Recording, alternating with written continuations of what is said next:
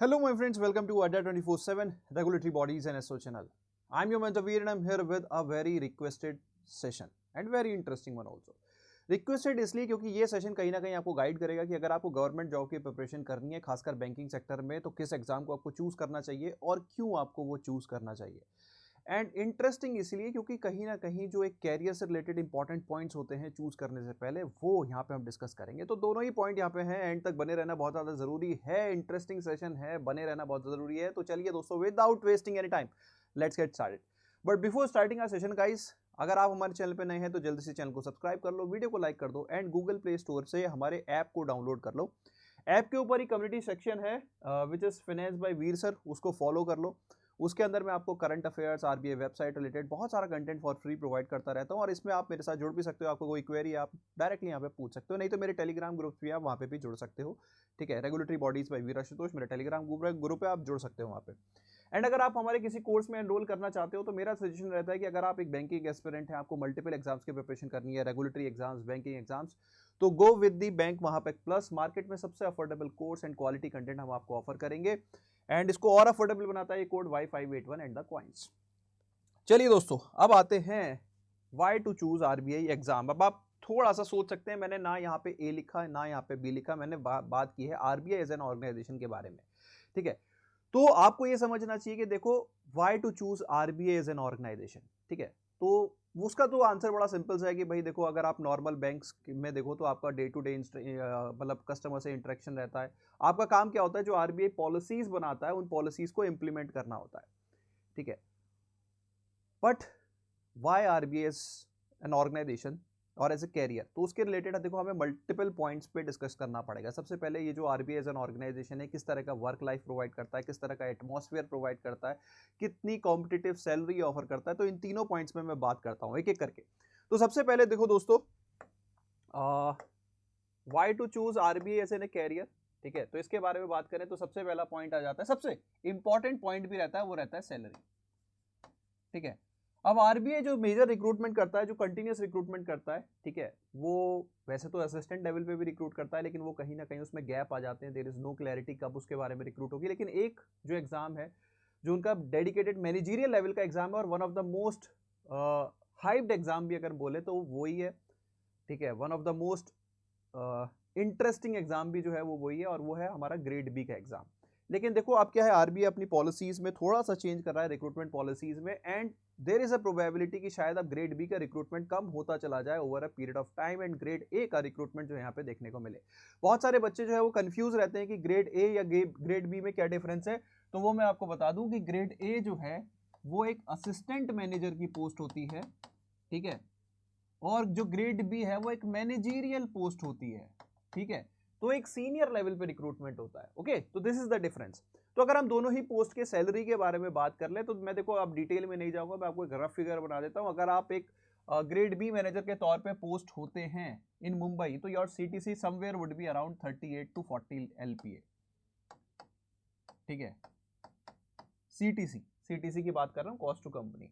ठीक है, और अगर आप ग्रेड ए पे रहेंगे तो I think this would be somewhere around 30 to 30 और may be somewhere in the range of 32 to 34, but मैं एक रफ फिगर, थोड़ा सा कंजर्वेटिव फिगर ले लेता हूँ। 32 एलपीए के आसपास यहाँ पे रहने वाला है।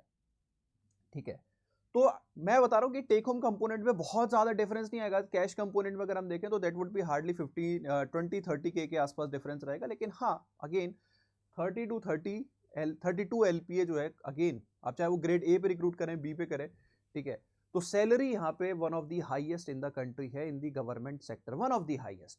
ठीक है, आप किसी भी और जॉब से कंपेयर कर सकते हैं, इतना हाई टेक होम कंपोनेंट किसी और जॉब में नहीं रहता। ठीक है, तो प्लीज बी श्योर कि अगर आप किसी सैलरी के परस्पेक्टिव से कोई जॉब चूज करना चाह रहे हैं तो RBI should be your first priority. ठीक है, नेक्स्ट इंपॉर्टेंट एस्पेक्ट आ जाता है वर्क लाइफ बैलेंस। ठीक है, वर्क लाइफ बैलेंस कैसा रहता है आरबीआई के अंदर, लीव पॉलिसी कैसी रहती है, ठीक है, वर्क एटमॉस्फेयर कैसा रहता है। तो जनरली जो आपका वर्क लाइफ बैलेंस है वो बहुत ज़्यादा अच्छा रहता है। ठीक है, आपकी मोस्ट ऑफ द टाइम, देखिए अब क्या है कि काम पड़ जाए तो काम तो करना ही पड़ेगा, but the thing is most of the time your job would be 9 to 5 type. ठीक है, ये आपकी 9 to 5 टाइप जो जॉब होती है वो रहेगी, ऑफिस आवर्स में अपना काम करो एंड दैट्स इट। ठीक है, कभी कभी रेयर केस में जब आप एंट्री लेवल पे होते हैं, खासकर तब, not at the senior level, खासकर जब आप एंट्री लेवल पे होते हैं, तो कुछ टाइम कुछ डिपार्टमेंट ऐसे होते हैं जिसमें आपको ओवर टाइम भी करना पड़ जाता है, तो ओवर टाइम कंपेंसेट भी किया जाता है, ठीक है। सो दैट इज द, तो वर्क लाइफ जो है। और दूसरा पर्सपेक्टिव, लीव्स वगैरह के बारे में बात करें तो मैंने इस पर एक बार शॉर्ट भी बनाया था, ठीक है, आप लोगों ने शायद देखा भी होगा। ऑन एन एवरेज अगर मैं बोलूँ सारे Saturday Sunday government leaves and all सब कुछ मिला के, तो आप एक साल में ऑलमोस्ट 4 से 5 महीने छुट्टी पे रह सकते हैं, और बाकी महीने मतलब it's like though there are certain board approved leaves and all, ठीक है। तो on and all maximum to maximum अगर आप लीव लेते हो through board approved and all, तो आपको एक साल के अंदर 6 महीने का काम करना होगा और सैलरी पूरे 12 महीने की मिलेगी ठीक है। बट दैट अगेन सो बोलने में बड़ा सिंपल है, but it's a complex process, ठीक है। But again I would say कि एटलीस्ट वर्क लाइफ बैलेंस के मामले में तो RBI is one of the finest organization. Even जो इनका इंफ्रास्ट्रक्चरल सेटअप है दोस्तों, वो किसी भी प्राइवेट एंटिटी से बहुत बेहतर है। आप बड़े बड़े मल्टीनेशनल कंपनीज के ऑफिस वगैरह देखते होंगे, आरबीआई का कहीं ना कहीं जो इंफ्रास्ट्रक्चरल सेटअप है वो उनसे मैचअप होता है, ठीक है। तो it is again work life balance and all, salary, competitive infrastructure, सब कुछ अगर हम बात करें तो it is one of the finest. अब आ जाते हैं लास्ट इंपॉर्टेंट थिंग जो किसी के भी मन में आती है, वो है कैरियर ग्रोथ, ठीक है। तो वैसे तो मैं हर किसी का सपना होता है जब वो आरबीआई के बारे में सोचता है, तो गवर्नर बन सकते हैं क्या। तो देखो, अगर आप आरबीआई में रिक्रूट होते हो एट ए ऑफिसर लेवल, तो आपकी जो अपॉर्चुनिटी रहती है that you can go up to deputy governor तक, तो आप जा सकते हो अगर आपने मेहनत की है, ठीक है। If you have perform really well, तो you can go up to deputy governor. और मैं ये नहीं बोलूंगा ईजिली, मैं ये वर्ड यूज नहीं करूंगा, बिकॉज देखो अगर हर साल जो रिक्रूटमेंट देखें, जैसे अगर इस साल का भी देख ले 2024 का भी, तो 66 वैकेंसीज थी। तो अगर हम देखें कि कितने डेप्यूटी गवर्नर हो सकते हैं, मैक्सिमम टू मैक्सिमम जो एक ट्रेडिशन रहा है कि दो जो गवर्नर रहे हैं वो आरबीआई के इनसाइडर से ही रहे हैं, दो, ऐसा ये ट्रेडिशन है, जरूरी नहीं है, ट्रेडिशन है, बदल भी सकता है, तो ऐसा रहा है पास्ट में। तो अगर आप देखो 66 में से शायद सिर्फ दो, और उनसे पहले भी बैच के लोग, उनके बाद वाले बैच के भी लोग, तो जो अच्छा परफॉर्म करेगा देखो वो कहीं ना कहीं ऊपर जाने की कैपेसिटी रखता है। एंड उसमें भी आपको मैं बोल सकता हूं कि आप डेप्यूटी गवर्नर तक जा सकते हो। व्हाई नॉट गवर्नर, जा तो आप गवर्नर भी बन सकते हो यार, लेकिन generally RBI over the history अगर हम देखें तो आरबीआई के अंदर से डेप्यूटी गवर्नर जो बने हैं वो बहुत कम लोग ही बने हैं, ठीक है। So that is the thing. तो कैरियर ग्रोथ में आप डेप्यूटी गवर्नर तक पहुंच सकते हो। कैरियर का जो मतलब लर्निंग ग्राफ रहता है बहुत अच्छा रहता है, और इवन अगर आप स्विच करते हो कैरियर, तो आपके पास वर्ल्ड क्लास अपॉर्चुनिटीज रहती हैं। इवन आप फॉरेन इंस्टीट्यूशंस में, फॉरेन जो और बैंक्स हैं, ठीक है, उनमें भी आप अपनी सर्विस प्रोवाइड कर सकते हो। तो अगेन कैरियर ग्रोथ जो है बहुत अच्छी रहने वाली है। तो इन तीन एस्पेक्ट जो कोई भी एक फ्रेशर को अट्रैक्ट करते हैं, कि पहली चीज सबसे ज्यादा अट्रैक्ट करती है सैलरी, दूसरा वर्क लाइफ बैलेंस, तीसरा हम फिर कैरियर पे आते हैं। तो तीनों ही पर्सपेक्टिव पे आरबीआई आपको एक बहुत ही अच्छी अपॉर्चुनिटी प्रोवाइड करता है, फिर वो चाहे ग्रेड ए लेवल पे रिक्रूट करे, ग्रेड बी। तो अगर आपको ये समझ में आया कि आपको आरबीआई की प्रिपरेशन करनी चाहिए, तो अब नेक्स्ट चीज पे आ जाते हैं कि इस एग्जाम के कुछ मेजर क्राइटेरियाज हैं कि जब हम प्रिपरेशन करना चाहेंगे तो सर ठीक है, अब कौन से की तैयारी करूं, ग्रेड बी की करूं या ग्रेड ए की करूं, और अगर ग्रेड बी की और ए की दोनों के नोटिफिकेशन देखने को मिलते हैं तो क्या डिफरेंस होगा दोनों के नोटिफिकेशन में, तो उसके बारे में भी बात कर लेते हैं, ठीक है। तो ग्रेड ए और ग्रेड बी के कुछ एग्जाम से रिलेटेड पॉइंट्स पे भी हम डिस्कशन कर लेते हैं, ठीक है। ग्रेड बी एग्जाम है जो ओवर द इयर्स कंटिन्यूअसली होता है, एक्सेप्ट 2020 जब कोविड था, ठीक है, वरना ओवर द इयर्स कंटिन्यूअसली ये रिक्रूटमेंट होता आया है, ठीक है। लेकिन अब थोड़ा सा पॉलिसीज चेंज होंगी, तो मुझे अभी भी लगता है कि ग्रेड बी आएगा, लेकिन कम वैकेंसीज के साथ आएगा। मैंने एक वीडियो भी बनाई थी, मैं आप लोगों को क्लियर कर दूं, उसमें there was a discussion about certain number of vacancies. लेकिन क्या होता है कि यार देखो, अब ये डिस्कशन होते हैं जिनसे रिलेटेड, पहले आप क्या कहते हैं, आप कोई भी मीटिंग से पहले एक एजेंडा क्रिएट करते हैं ना, तो वो एजेंडा उन्होंने क्रिएट किया, फाइनल डिसीजन क्या होगा, फाइनल कॉल क्या होगी, तो वो डिपेंड करता है आरबीआई के इंटरनल मैटर्स पे, ठीक है, उनके बोर्ड, उनके गवर्नर साहब कैसे उसको ऑर्गेनाइजेशन को आगे लेके जाते हैं, तो उसके ऊपर, ठीक है। तो वो डिसीजन जब होगा तो देखा जाएगा। लेकिन ग्रेड बी जो है, लगता है कि कम वैकेंसीज आएंगी, majority of the vacancies would be of grade A. अब कितनी आएंगी, लेट्स सी, अभी तो कुछ नहीं कह सकते, अभी कुछ भी फाइनलाइज नहीं हुआ है, एज ऑफ नाउ कुछ भी फाइनलाइज नहीं हुआ है, ना ही ग्रेड बी से रिलेटेड ना ही ग्रेड ए से रिलेटेड कितनी वैकेंसीज आ सकती हैं। कुछ इनपुट आएगा तो will try to share it, but input छोड़ो यार, इनपुट पे कुछ नहीं रखा, वैकेंसी जरूर आएगी। अगर आप तैयारी करना चाहते हो तो तैयारी स्टार्ट कर दो, if you really want to see your name, ठीक है, इनपुट विनपुट में कुछ नहीं रखा, बेकार की बात है, तैयारी से करो, सिंपल सी बात है। अगर इस साल नहीं होगा तो नेक्स्ट ईयर होगा, नेक्स्ट ईयर नहीं होगा तो उसके बाद हो जाएगा, लेकिन तैयारी करोगे तो ही होगा। सिर्फ इनपुट्स पे पड़े रहोगे तो कुछ नहीं होने वाला। ये बहुत अच्छा लगता है देखने में कि यार ये सर ये बता दें, वो सर वो बता दें, but ultimately what will help you is your preparation. ठीक है, तो प्रिपरेशन पे ध्यान दो। अब चाहे वो ग्रेड ए आए ग्रेड बी आ जाए, लेकिन इन दोनों के बीच में क्या क्या मेन पॉइंट्स होंगे जो डिफरेंस होंगे। सबसे पहले एलिजिबिलिटी। तो एलिजिबिलिटी रिलेटेड देखो, ग्रेड बी की जो एलिजिबिलिटी है एज ऑफ नाउ कि आपको 60% मार्क्स चाहिए होते हैं ग्रेजुएशन। ठीक है, जनरल कैंडिडेट के बारे में बात कर रहा हूँ, बाकी कैटेगरी वाइज रिलैक्सेशन रहता है, ये 55% फॉर अदर कास्ट। ठीक है, SC ST एंड जो जनरल कैंडिडेट है उनके लिए 60%, and minimum age should be 21 and maximum age should be 30 years.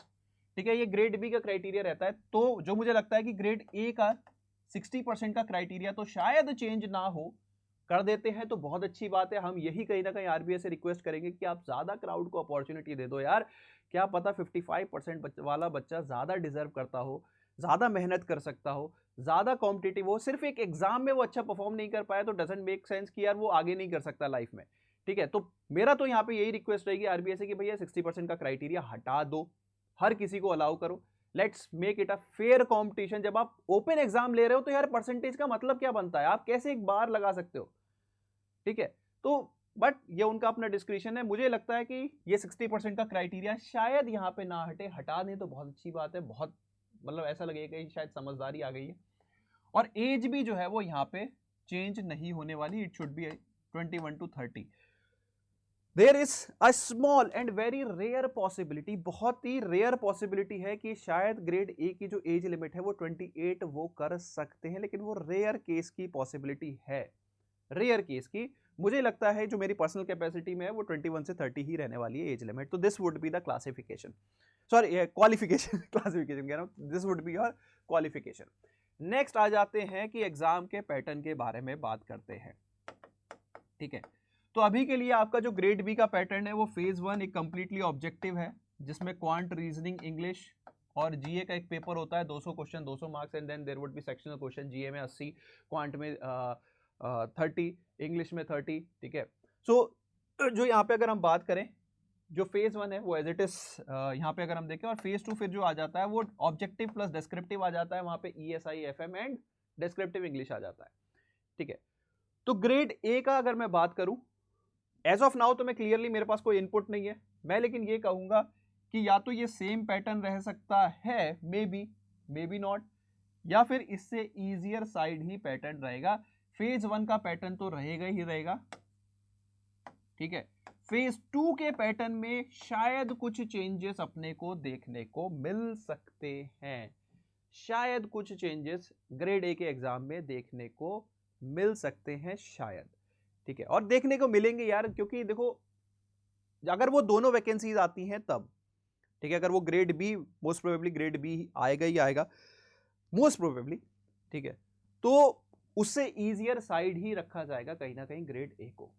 ठीक है, मतलब मैं अगर जैसे एक छोटा सा एग्जांपल, तो मे बी अब जैसे आपके 3 पेपर होते हैं तो वो 3 ना करके 2 पेपर कर दे, FM ESI को मे बी क्लब कर दे, मे बी पेपर को कंप्लीटली ऑब्जेक्टिव बना दे। वैसे ऑब्जेक्टिव ना बनाएंगे, डिस्क्रिप्टिव रखना थोड़ा सा जरूरी रहता है, और जितने भी हमारे बाकी कॉम्पिटिटिव एग्जाम्स हैं उन सभी में डिस्क्रिप्टिव का कंपोनेंट है एक्सेप्ट इफ्स का।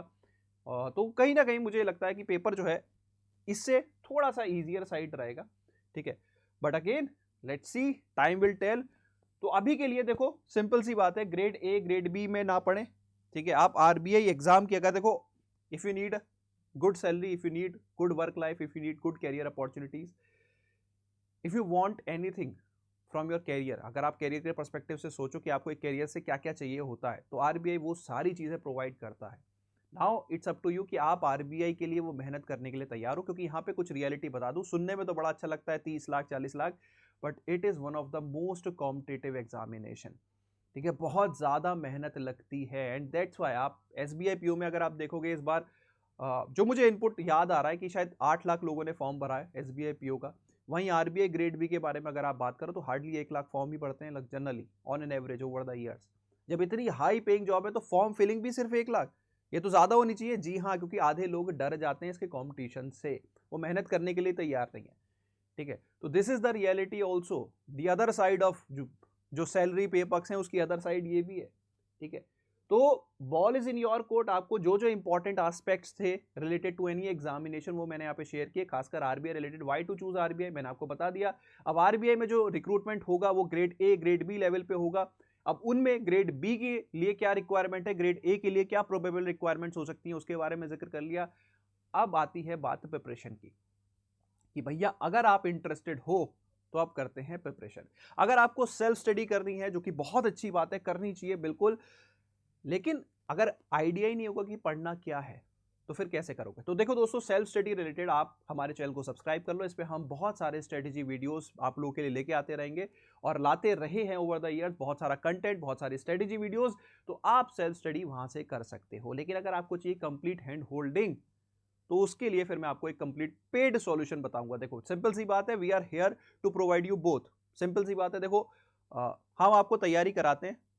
तो देखो इंडिया में एक ना बहुत सारे लोग कहते हैं यार आ गए कोर्स बेचने। कोर्स बेचना भाई दैट्स आवर जॉब, ठीक है। हम कोई भी चीज फ्री में नहीं होती, ठीक है, कोई भी चीज फ्री में नहीं होती। मेरी जो एक्सपर्टाइज है उस एक्सपर्टाइज से मैं अपना घर चलाता हूं, सिंपल सी बात है। और ये प्रथा कोई नई नहीं है कि गुरु है तो फ्री में बांटेगा। हमारे यहाँ इंडिया में गुरु दक्षिणा का बहुत पुराना कंसेप्ट है कि टीचिंग ही तभी इफेक्टिव मानी जाती है जब उसके बैक एंड पे कुछ दक्षिणा जुड़ी हो। सिंपल सी बात है, I would be honest here, मैं कहानी नहीं बनाऊंगा, ठीक है। हाँ, लेकिन मैं आपको जब हैंड होल्डिंग करूंगा तो I will treat it like कि आपको जो भी चाहिए वो I will try to provide. तो सिंपल सी बात है, अगर आपको किसी की हैंड होल्डिंग की जरूरत है तो देखो यहाँ पे हमारा डेडिकेटेड कोर्स है, उसके बारे में आपको बता दो, जिसकी क्लासेस बहुत ही जल्दी स्टार्ट होने वाली है। तो ये हमारा आरबीआई ग्रेड बी का latest batch, RBI grade B P2I 2025 achievers batch, ठीक है। ये यहाँ पे स्टार्ट हो रहा है 28 ऑफ मार्च से। इसमें आपको phase 1 phase 2 complete live classes मिलेंगी, ठीक है। पूरा कोर्स आपको लाइव एनवायरनमेंट में कराया जाता है। आप लाइव टीचर से मिलते हैं, उससे इंटरेक्शन करते हैं, उससे अपनी डाउट्स सॉल्व करते हैं, उससे पढ़ते हैं, ठीक है। तो कंप्लीट एक तरह से ये ऑनलाइन वर्जन है ऑफलाइन क्लासेस का, ठीक है। पूरा कोर्स, कोई भी रिकॉर्डेड कंटेंट नहीं, ठीक है। और कंप्लीट हैंड होल्डिंग की जाती है आपकी, ठीक है। एंड अगर आप इस कोर्स को बाई करना चाहते हैं, 1 सेकेंड, तो देखो यहाँ पे अगर आप नॉर्मल कोई कोड लगाते हो जो यहाँ पे अवेलेबल रहता है, उससे आपका जो डिस्काउंट है वो इफेक्टिव नहीं हो पाता। मैं आपको दिखा देता हूँ। जैसे आप यहाँ पे जो कोड चल रहा है, मेरा ये सजेशन रहेगा कि आप एक कोड लगा सकते हैं Y581, जिससे आपको ज्यादा डिस्काउंट मिलेगा, ठीक है। As soon as you apply this discount, देखो पहले प्राइस थी 4999, अब है 4600 के आसपास। और अगर आप ऐप के ऊपर जाओगे तो एक एडिशनल डिस्काउंट मिलेगा, तो प्राइस और भी कम हो जाएगी। तो भैया अपनी पॉकेट को सेव करो, ठीक है। And if you want to enroll, classes बहुत जल्दी स्टार्ट होने वाली है, तो this is the time when you want to enroll, ठीक है। सो दोस्तों, अगर समझ में आया why you should choose RBI as an exam, do let me know in the comment section। इसी के साथ इस वीडियो को करते हैं wrap up. Thank you so much, bye bye, take care, have fun.